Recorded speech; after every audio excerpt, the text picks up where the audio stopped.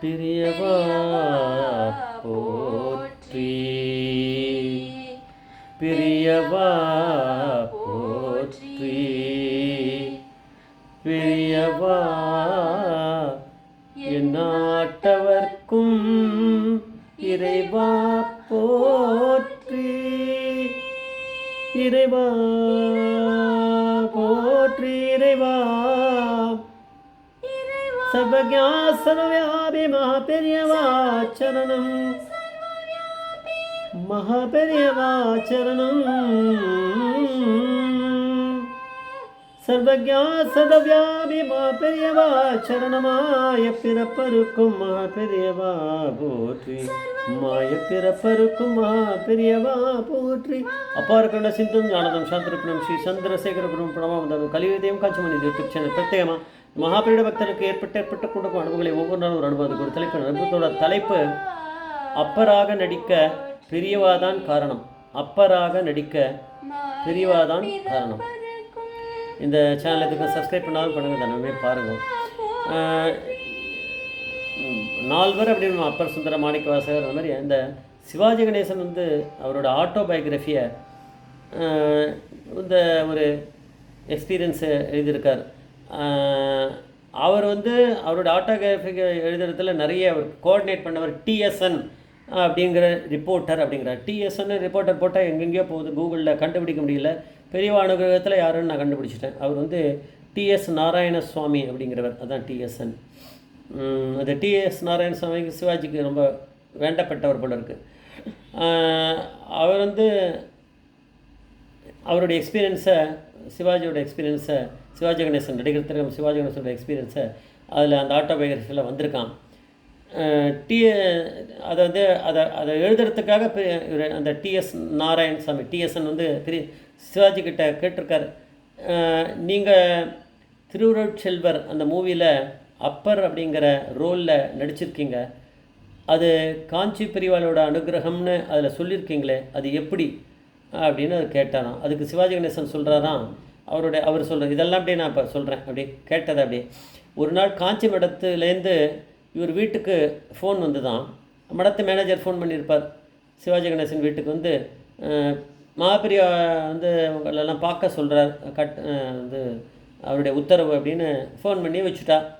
So அதனால் சிவாஜி கணேசன், சிவாஜி கணேசனோட பொண்டாட்டி, சிவாஜி கணேசனோட அப்பா அம்மா 4 பேரும் கிளம்பி மயிலாப்பூரில் இருக்க மடம்னார். நான் நினைக்கிறேன் மயிலாப்பூரில் அப்போது சான்ஸ்கிரிட் காலேஜில் ஒரு வேலை இருக்கும்போது போயிருப்பாரா இருக்கும்னு நினைக்கிறேன், நான் தோன்றது எனக்கு.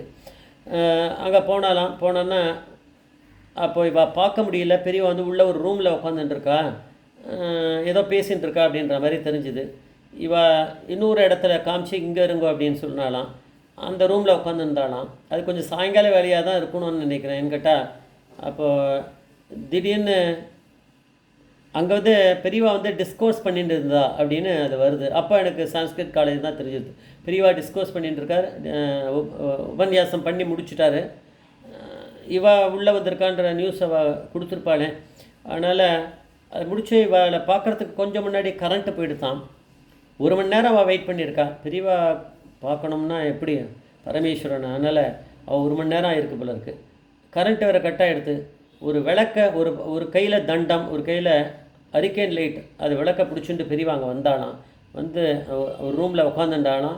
எதிர்க்க அவள்லாம் உட்காரு, எல்லோரும் நமஸ்காரம் பண்ணாருக்க பண்ணி எழுந்தவுடனே உட்காருங்கன்ட்டாலாம். எதிர்க்க உட்காந்துட்டாவா. அப்போ பெரியவா சொன்னாலாம், உங்களெல்லாம் பார்க்குறதுக்கு எனக்கு ரொம்ப சந்தோஷமாக இருக்குது அப்படின்னு பெரியவா சொன்னாலாம்.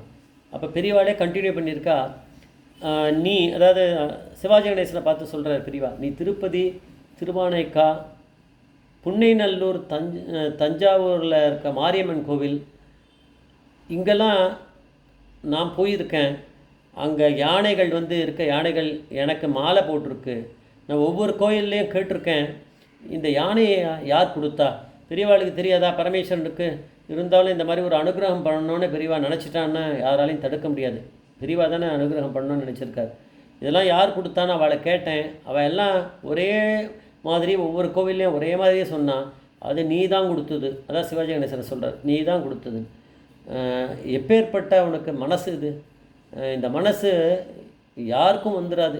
பெரிய பெரிய பணக்காரருக்கு கூட இந்த மாதிரி மனசு வந்துடாது. உனக்கு ரொம்ப தாராள மனசு, நீ ரொம்ப பாக்கியம் பண்ணியிருக்க அப்படின்னாராம். பாக்கியம் பண்ணாமல் பெரியவா முன்னாடி வந்து உட்கார முடியுமா? பெரியவா கிட்ட அப்ரிசியேஷன் வாங்குறாருன்னா இப்போ எப்பேற்பட்ட பாக்கியம். பெரியவா வந்து 2 கையும் தூக்கி ஆசீர்வாதம் பண்ணி க்ஷேமமாக இருப்ப அப்படின்னு சொல்லிட்டு தூக்கி கை தூக்கி இது பண்ணாராம். அப்போது போனதுலேருந்து இவ்வளோ நடந்ததை நம்ம இவ்வளோ சின்னதாக சொல்லிட்டேன். இவ்வளோ இது வந்து ரொம்ப நேரம் இந்த டைலாக்ஸ் நடந்திருக்கு, ரொம்ப நேரம் பேசியிருந்திருக்கா, அதெல்லாம் நடந்திருக்கு. அப்போ பெரியவா வந்து பெரியவாட அவர் எப்பவுமே சொல்கிறார், சிவாஜி கணேசன் சொல்கிறாருன்னா அவருக்கு அந்த அப்சர்வேஷன் பவர் ரொம்ப உண்டு.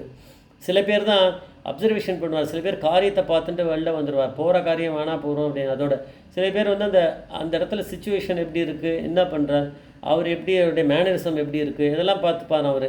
ஏன்னா அவருக்கு ஏதாவது அப்படி தோணின்னு இருக்குது, தோன்றதுன்னா பெரியவா அப்படி அனுகிரகம் தானே அது.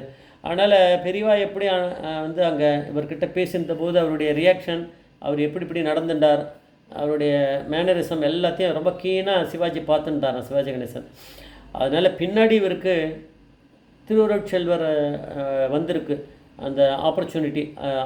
அப்பர் அந்த நால்வரில் அப்பரா நடிக்கிறதுக்கூடிய சான்ஸ் வந்திருக்கு, நாயன்மாரா.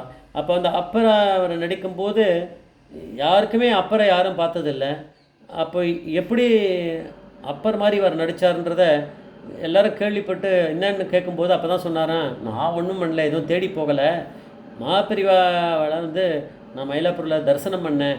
அப்போ அவருடைய எப்படி அவர் இருக்கார் அப்படிங்கிறத நான் பார்த்துட்டேன். அவருடைய எப்படி இப்படிலாம் அவர் எக்ஸ்ப்ரெஷன் இருக்குது, ஃபேஷியல் எக்ஸ்ப்ரெஷன், பேசுகிறது, வாய், இப்படி எல்லாமே அசைவுகள்லாம் பார்த்துட்டேன். அதை நான் அப்படியே இமிட்டேட் பண்ணேன். அதனால தான் எனக்கு வந்து இந்த திருவருட்செல்வரில் எனக்கு அந்த மாதிரியான ஒரு நல்ல பேரை வாங்கி கொடுத்தது, நல்ல ரோலு கிடச்சிது. அப்படின்னா அது நல்லபடியாக நான் எனக்கு இது பண்ண வச்சது வந்து நான் அன்றைக்கி அப்சர்வ் பண்ணதான், மகாபிரிவாவில் பார்த்து அதை அப்படியே இமிட்டேட் பண்ணியிருக்கேன் அப்படின்னு ரொம்ப சிம்பிளாக ரொம்ப தன்னை இது பண்ணி ரொம்ப சாதாரணமாக அவர் பேசிக்கிறார். சிவாஜி அப்படிங்கிற பெரிய நடிகர் பேசுகிறாருன்னா பெரியவாளை பார்த்தவா யாரும் அப்படி தானே பேசுவான்.